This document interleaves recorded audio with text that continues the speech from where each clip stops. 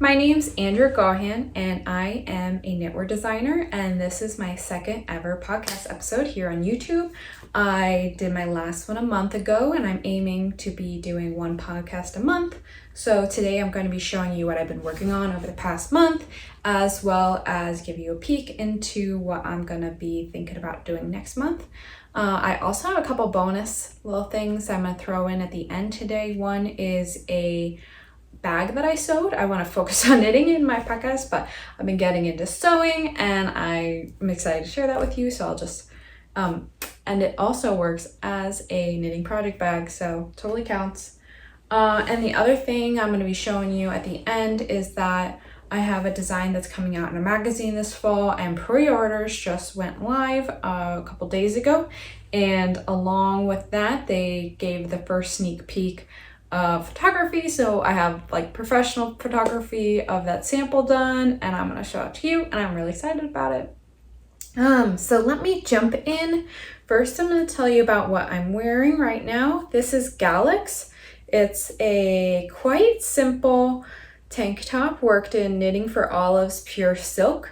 It's all stockinette besides in the center or the front, and then it's the same in the back. There's a lace panel and it has these V's made of eyelets and nubs, which are like a bauble.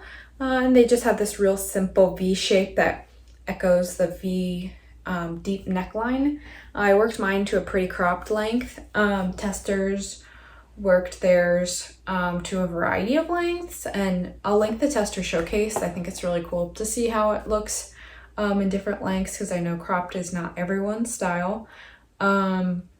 And this pattern was just released last week, so it is now live. I'm going to include the links to the pattern pages both on my website and on Ravelry, and you can check out the full details. Both those include like a full schematic, very extensive details. So check that out if you're interested. So the main thing I've been working on over the past month is a project that I almost feel like has gotten a little out of hand, just in that it's become a much bigger project than I originally anticipated. But I'm not mad about it at all. I'm really glad that it's going to be kind of a big undertaking. And this is just a super simple 2x2 rib knit beanie. And I love wearing beanies, but honestly, I have a Carhartt beanie and that's like my go-to hat in the wintertime. And I was like, I could definitely make myself a knitted hat that I would love even more than this. For whatever reason, I don't know, I wanted something really simple, but like all the details perfect, like just that perfect amount of ease so it squeezes your ears and keeps them warm, but it's not overly tight. Good length where you can have a good folded brim over your ears. I don't like when the crown is like super pointy, and I think that happens on a lot of hand knitted hats sometimes. So anyway, I'm just working this hat up in my like ideal version. It's knit bottom up, so you just have a long tube of 2x2 and then these simple decreases in the crown. Let me show this to you. I think it looks really nice. So it's just knit two togethers and slip knits. It creates this real nice crown detail. The lighting actually looks like it looks really good in this lighting. I wasn't sure how the lighting was going to turn out, but it seems like it's doing okay. And the reason this has become such a big project is my original idea was to include multiple weights, but I'm at the point where I'm including 6 weights, and so that means it's basically 6 patterns, even though it's very simple, each one.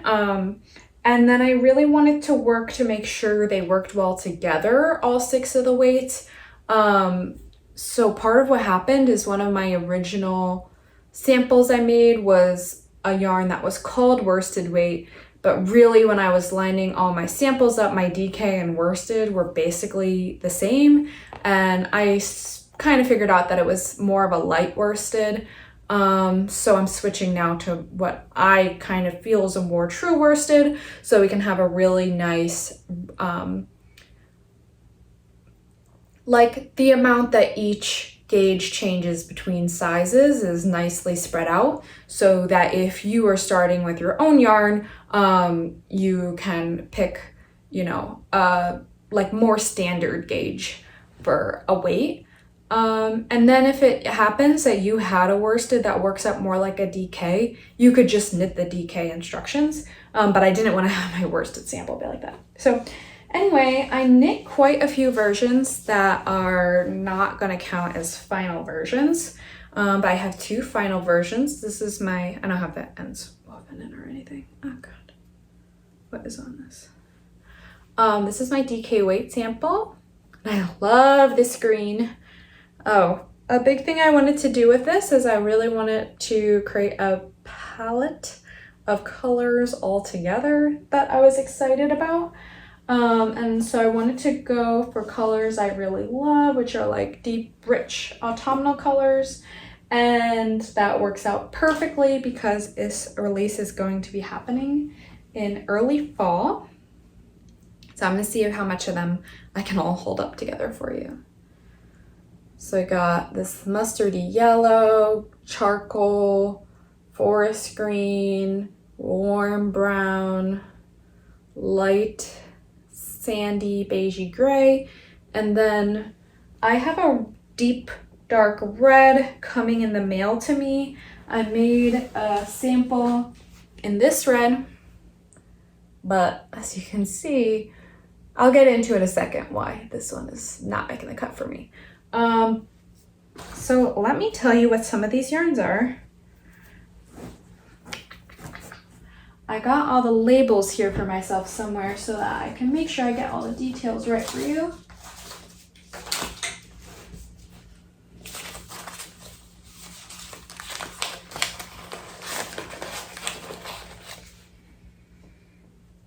Okay. Oh, and about yarn selection. So I have generally been trying to do my patterns as collaborations with yarn dyers or yarn manufacturers. But this pattern, I decided I just wanted to use it as an opportunity to try out different yarns that I haven't used before, and I was really excited about trying out. Most of these yarns, about half of them, I think, I got at my local yarn shop, Black Mountain, so that was cool because they have a beautiful selection of different yarns, and trying to get to try out some things without having to make a whole sweater's worth. So I think that's a really good thing for a hat pattern that, like if there's a yarn you had your eye on, you can make a project with it without necessarily needing to commit to a sweater quantity. Okay, so this sample, this is my sport weight sample, which I really like. Oh, something I'm liking too is we'll see the full effect when I have all the sizes, but just this basic 2x2 rib, the effect does change across the weights as they get spaced further apart, but I really like how it looks on the sport weight. Okay, so this is Recollect from Farmer's Daughter Fibers, and this is a yarn I've seen online a million times. I love their color range. It's really cool to see all the different projects the owner of this yarn company does. And it is 100% white and black rambouillet. I said this last time, but apologies for anything I pronounce wrong. If you know a pronunciation and I'm saying it wrong, please just let me know. I'm just reading these things, so I am making up in my head how to say them. And this colorway is called Porch Pumpkin, which is just the sweetest name. This green sample is my DK weight sample. You can start to see already how the rib gets wider between these two sizes. And this one is Tuku Wool DK. And it is 100% finish wool. And it's really nice. I gotta find better words for describing yarn, but I feel like it's kind of rustic, but really nice feeling at the same time. Like it has more of a grippy texture but it totally, I know will be great for next to skin wear on my ears and be cozy. And this color is H35 Havu, Havu.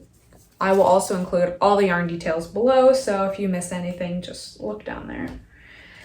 And then I'm working on my fingering weight sample. You can see here, so it's much smaller here before it's been blocked. The blocking significantly opens up the rib. So you can see as you're working it before blocking, it's much more all scrunched up. And I actually knit this already, but this one was just a tad bit too small. And I really was working to get that like perfect amount of negative ease, so I decided I'm reworking it. I didn't have the heart yet to undo this sample, but it will get undone. I was using my remaining yarn, but then I will undo this sample to complete my current one. And this is going to be my only sample that I have a double folded brim on, but all of the sizes are going to include instructions for a double folded brim. And I feel like for fingering weight, that's perfect. It's not too bulky. It makes it extra warm. And I like the cute, like, rounded edge that the double folded brim gets. So yeah, I'll try this one on. As you can see, like, I could put it on my head, but it's not right. So I think this one, the circumference is really only going to be like 1.5 inches more. But that's going to be just enough to get the perfect amount of ease. And for contrast, I'll show you like this one. Now this is snug in that it will keep my head and ears nice and warm, but it's not squeezing me. Especially with glasses, I do not like when they squeeze you too much. It makes my head hurt with my glasses pushing in. I feel like it looks a little silly with my tank top because it's very warm right now, but so that's good. And then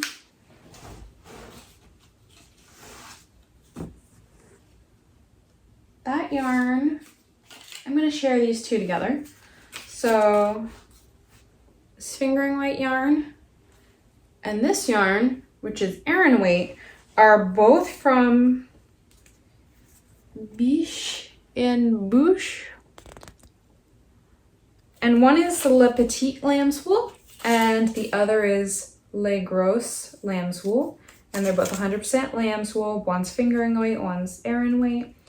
And it says here, this is a pure lamb's wool from Scotland, from a family-owned fiber mill, a beautiful, natural, and source quality for your dreamy knitting projects. And if you can't tell, I really like this, and that's why I did. I wanted to have a range of different yarns, but I did end up getting the Aran weight and fingering weight of the same one. And I don't think there's all that as many Aran weight options out there, at least where I'm looking. And then I know this is a lot. Last one for my bulky weight option. I'm trying out for the very first time the yarn that has all the internet hype, which is Lopi. This one is Alaphoslopi, and the nothing on here is in English, so I don't understand it, but it's 100% wool. But it's, if you don't know about Lopi,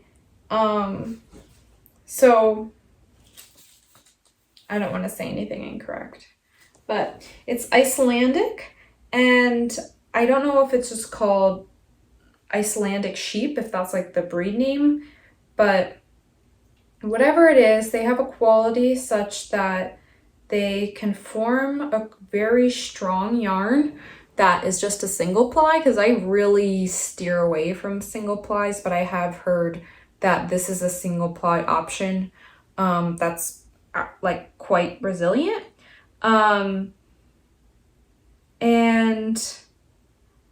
this is particularly good, I think, for a bulky weight, because if it was a dense yarn, you would have a very heavy hat. So the single ply makes it so that it's like full of quite a bit of air in there, and I think it's gonna be able to make a nice bulky, I don't know, I'm not showing you my swatches.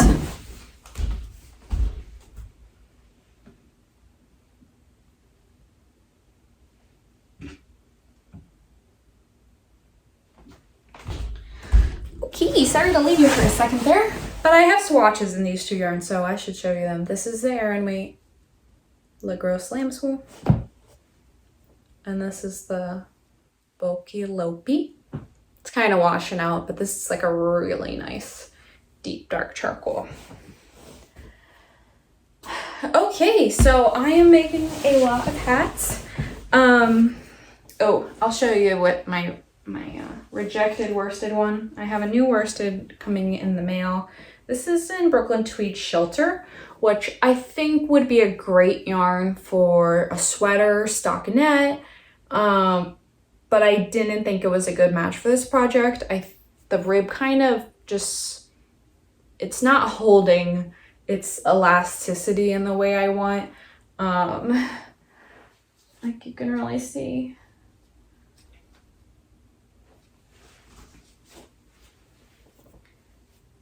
Compared to how this stretches in, I was wearing this, like it's about the same, they're supposed to be the same width, you know, it's just like, and I did swatch, but just putting it on my head and wearing it for a bit just to try it out really just relaxed this rib a lot more than I wanted to.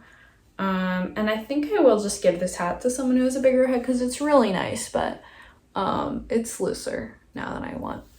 So I have a different worsted weight yarn coming in the mail, and that is Forge from Hudson and West. I haven't used it before, but I've used Weld a number of times, which is just a fingering weight version of that. And I love that yarn, so I'm sure that I will love Forge.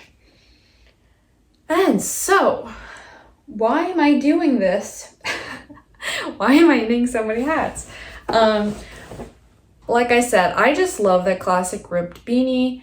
And originally I was like, is that even worth making a pattern for? Like, will anyone want to buy a pattern for just a 2x2 rib beanie? It's so simple. And I don't know the answer to that, but I thought, well, what would make this pattern robust is if someone could just have this one pattern, but be able to pick up pretty much any yarn and use it. Instead of it being a kind of yarn project or pattern where you have to seek out a yarn that matches it. I just wanted this to be like, here's the pattern. You can find whatever yarn you want and you can work it. And I'm including some of the little like bonuses about like if you want to do mohair held with something, what that would be basically equivalent to. I'm gonna do some swatching to kind of iron that out because it's not an exact science. But anyways, even with all of this that I'm putting into this, and I think it's gonna be a very high quality pattern and worth selling. It's something that I think would be worth having in my own pattern library, just to be able to make myself hats I really love, also for gift knits. Also, I really like just having like a little on the go simple project, and this is perfect for that. But anyway, what I'm trying to get to here is that I'm actually not going to be selling this pattern. It is going to be a free pattern for anyone who subscribes to my newsletter. And the reason for this is that as I'm trying to create this small business of selling my knitting patterns, like you have to think about marketing a lot. Like that's actually a big part of the job because you can create all the knitting patterns you want, but you have to get them in front of people. You have to get them excited about wanting to make them. And I think I'm finding that my newsletter is really going to be a major way that I can get my patterns to people, and I can make sure that they're seeing my releases. Other areas of sharing my work, like Instagram, notoriously, you have very little control over who sees your work. Like people who decided to follow you might just never see your post.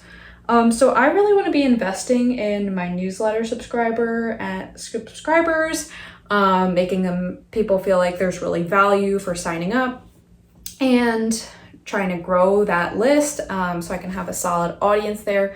So as soon as this is released, everyone who's currently a newsletter subscriber is going to get it for free, and I'm going to have it as like a promotion for you can get this as a free pattern by just joining my newsletter.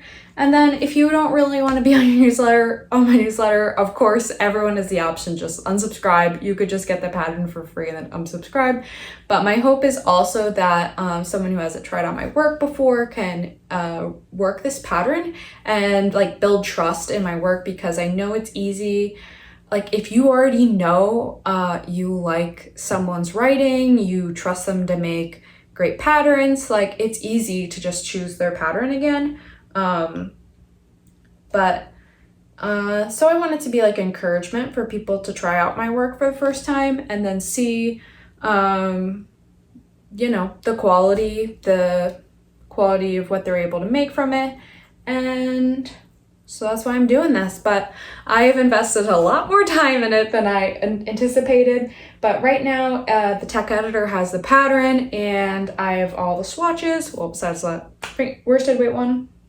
And I just have some fun projects to work on to get my rest of my samples knit up as I get working on some additional projects. So I talked about that for a long time. I hope that something in there was interesting for you guys, but summary, hat pattern, sign up for my newsletter and you will get it when it comes out, which will probably be early September.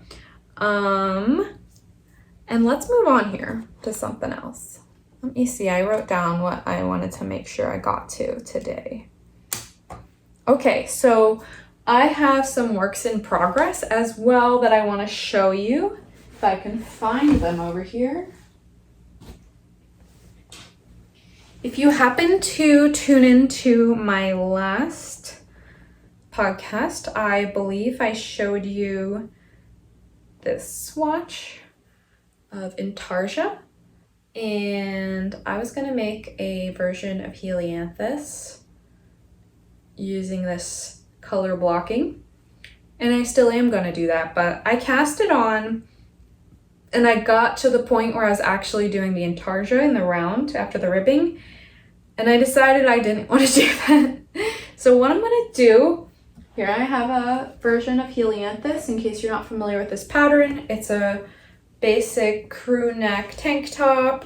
I have a straight version as well as a solid version. This pattern's out and I'll link it below if you want to see pattern pages.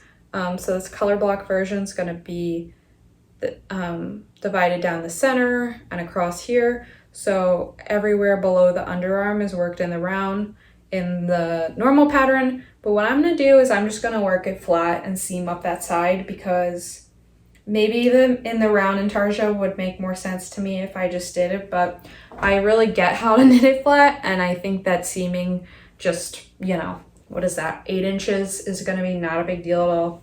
So I'm going to knit it flat.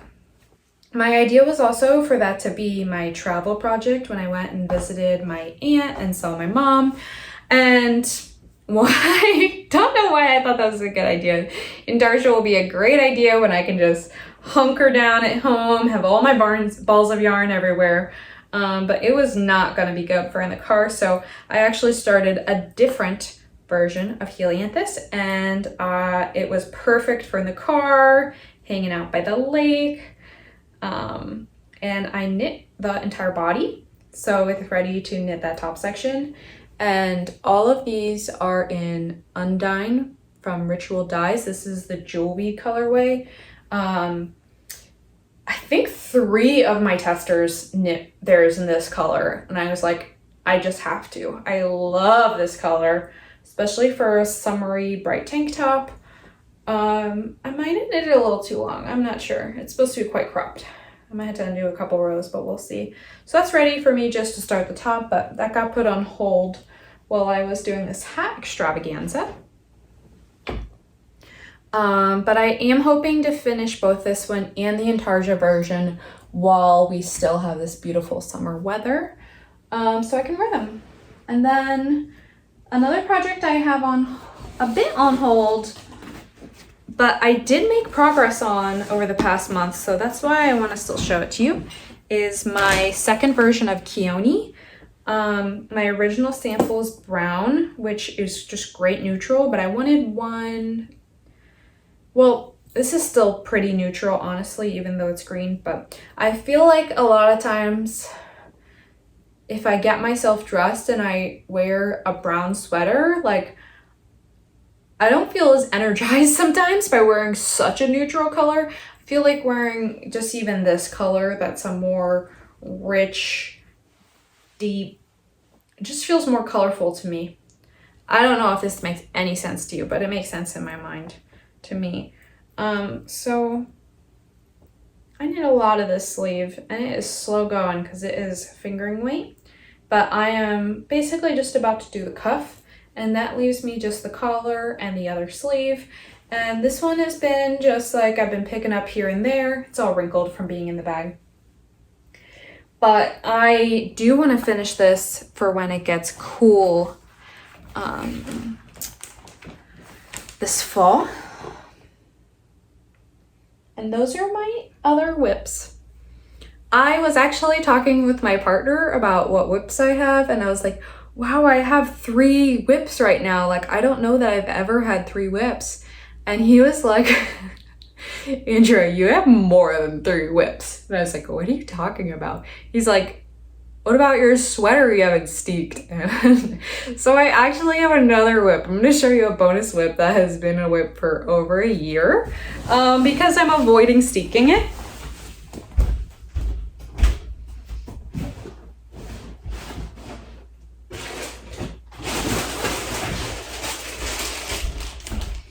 Now I actually really like, I don't know that I would have chosen these colors exactly. I know I wouldn't have actually, but this was a gift from my in-laws, and they picked out the a kit for me. So I didn't pick the colors, but I feel like it's perfectly, it makes sense that they would pick them for me because they're like just outside of the range of colors I would normally pick. But it's like this lilac purple, and it has this brown yarn changing, and this is a stone crop cardi from Andrea Gaughan, which is what it came with the kit, with the pattern included and the exact amount of yarn. So I completed this entire sweater except for needing to chop it open right there and knit that button band. So I do, if you want to count this, have 4 whips, which is definitely my record because I thought I like to keep myself to just 1 or maybe 2, but this is what happens. But this is also, sorry if that crinkling's really loud. I don't use plastic bags like that normally, but it came in it, so I was just using that. But that is also on my list of to complete for the fall because I think it would be very wearable, especially as like a transitional piece since it is a cardigan. Okay, so I don't need to show that every month, but I'll show it to you again once I actually get around to sticking it. And I think what I want to show you now is my plan for the next month, which now that the hat pattern is going to the tech editor, I'm ready to start on this one, and I have had it planned for quite a few months now, but as I wanted to make sure I got all my summer designs out the door and also getting this hat pattern ready for like real early fall. This one was kind of just on hold. I'm so excited to get a dive into it. This is going to be a collaboration with Brooklyn Tweed, and I am working it in their Arbor base, which is 100% American Targhee wool. I was playing with the focus beforehand. I could not get it to focus well. Don't know what's up with that. I think it's just my camera's not strong enough. And I am planning on upgrading my camera when financially possible.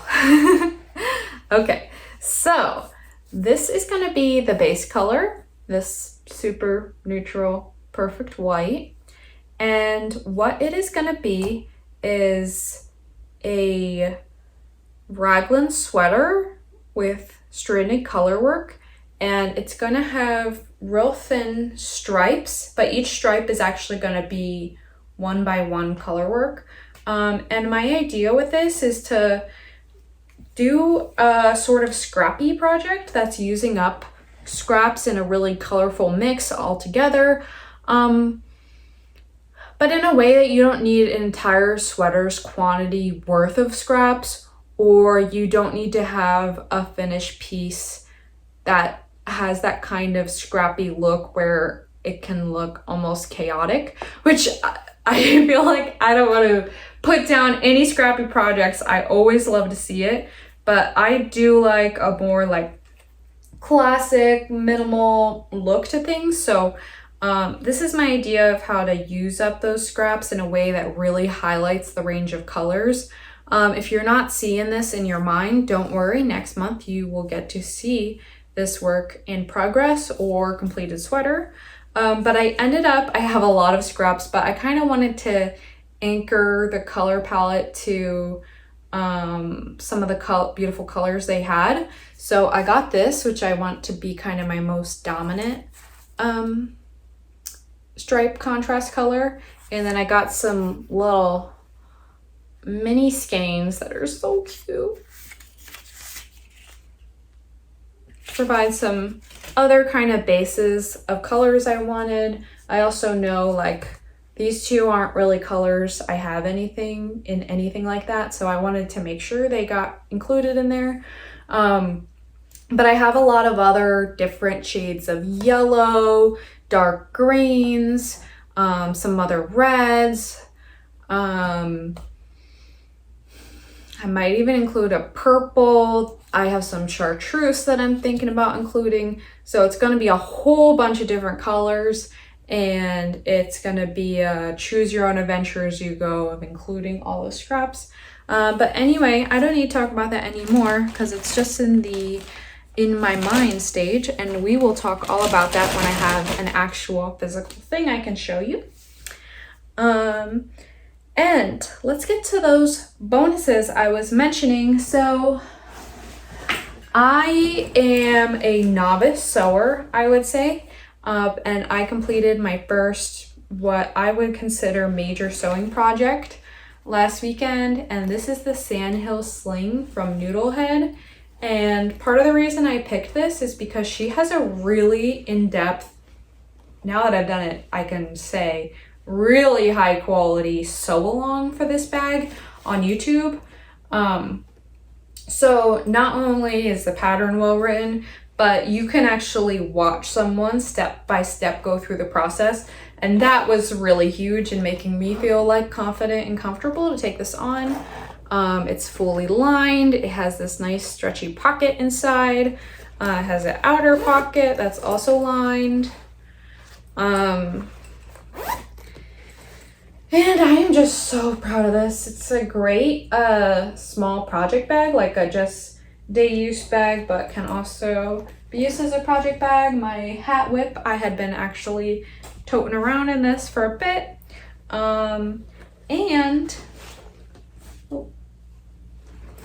They're in here.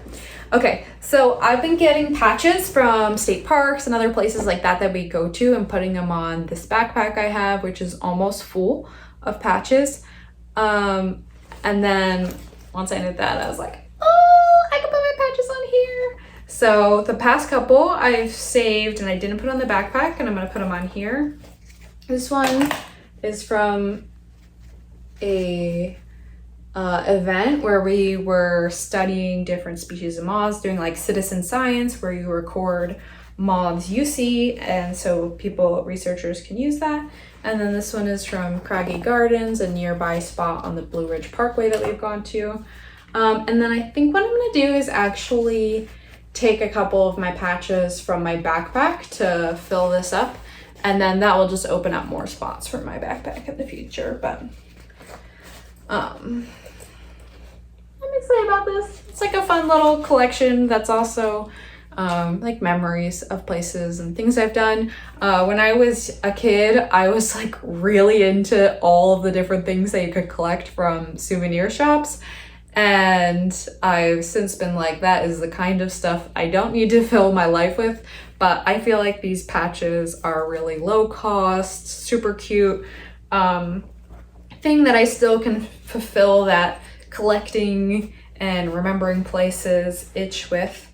So yeah, I think maybe once I get these sewed on, I'll kind of share that on Instagram if you follow me there. And then what else? Okay, so very exciting. The last thing I have is a sweater that I designed last fall or winter. And it is for Making Stories issue volume 10, which is going to be coming out in early September, but pre-orders are open now.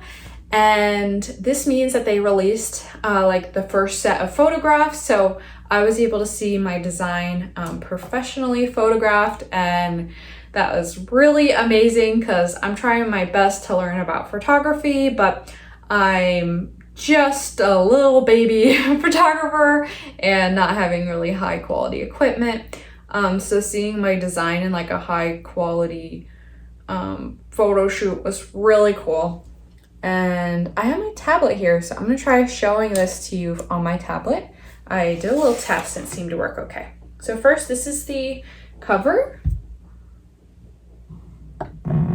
Oh, I do not know that that's focusing very well, so I apologize. Well, anyway, I'm gonna link to where you can actually see these, but that's the cover and my name's on there. This is the first time I'm being published in any kind of print magazine, so it feels like a really important milestone for me. And this is my design. I think that's shown a lot better, maybe because it's a person. So this design is called muscadine, and if you don't know, that's a species of wild grapes here in North America, and they are delicious. And I chose that name because of the winding cable on the sleeve. And this is a really basic raglan overall, but it has a lot of special details like a folded collar, tubular bind off for the edges, and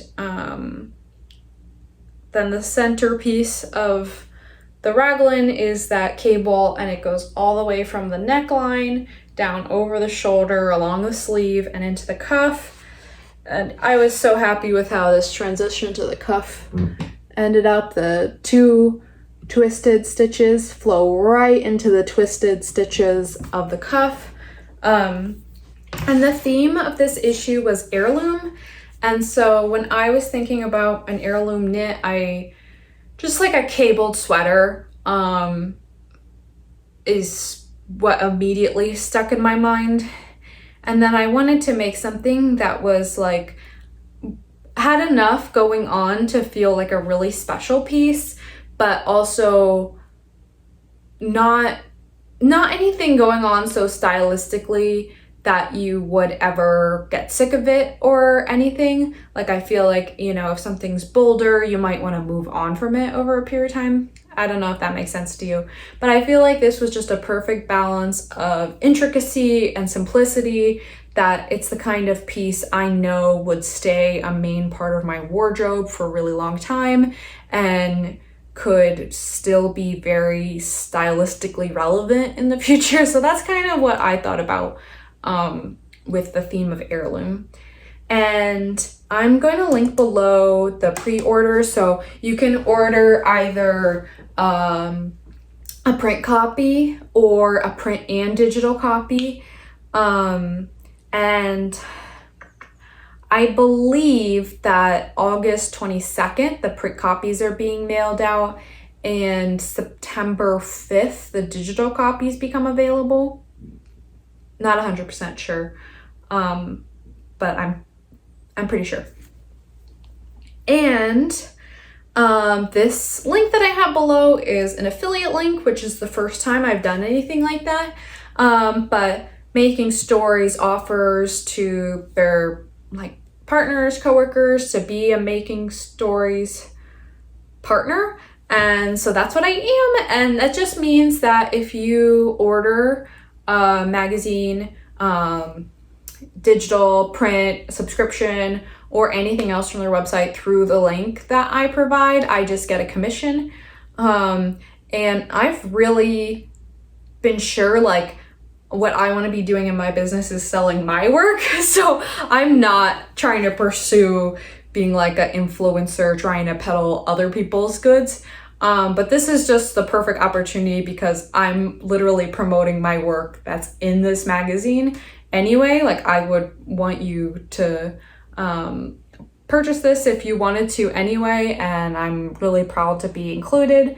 And I just think it's a cool, like, a bonus opportunity. I don't expect it to be a huge income stream or anything, but it's a cool, different thing to try out, as I am working to figure out how to, like, pursue doing design that I really care about, I love, but also make it a financially realistic career for myself, which is, we could talk a lot about that, but then we won't do that right now. But anyway, I just thought this was like a cool additional partnership, not only being in the magazine, but I get to be an affiliate partner with them. And they also sell really beautiful selection of yarn, and they have a curated group of yarns that are all sustainably sourced. That's like really their emphasis, both in the yarns that are included in the magazine and the ones they sell through their web shop. So if you want to browse those, again, that's on their website, and I make a commission if you buy it through my link. So and keep an eye out for the release. There's a lot of other beautiful designs included in this issue as well. And if you go to the pre-order link, like, you can see a photo of each, but I'm sure as we get closer, you might see it popping up other places and get to check out those other designs as well. Let me see. Okay, so I feel like that was a lot, but I'm looking at it. We're well under an hour, so I think that's probably good. But as I said, this is my second ever podcast, so I'm really getting a feel for what works well, what people want to hear about, working on getting comfortable in front of the camera. So if you have any feedback for me, things you want to hear more about, things you think I should work on, what you love about podcasts that you watch, I would love if you shared anything like that with me in the comments. I really appreciated some people that commented last time. Some people let me know the volume was a little low, so I'm going to work in editing to make sure that the volume is at a good level this time. And yeah. Oh, another bonus is I spruced up my office a bit with some plants because I would love to have done that, but I was like, it would be nice for my podcast, and also if I can just take like still photos of my office to have some life and greenery. So I'm a bit used as a justification to get some plants. And you can see up here, this is my sister's art. She's amazing. So that is everything. I really, really appreciate you sticking with me here, joining for me for this podcast. And if you want to see next month's episode, be sure to subscribe, because that way you'll be notified as soon as it comes out, and you'll get to see that Brooklyn Tweed Arbor Scrappy Raglan I was talking about actually come to life, as well as several other designs I have lined up ready to go right now, where I just need the time to get to them. So we probably will be dipping into a couple other ones of those at that time. And thank you. I hope you have a great rest of your day, and happy knitting. Bye.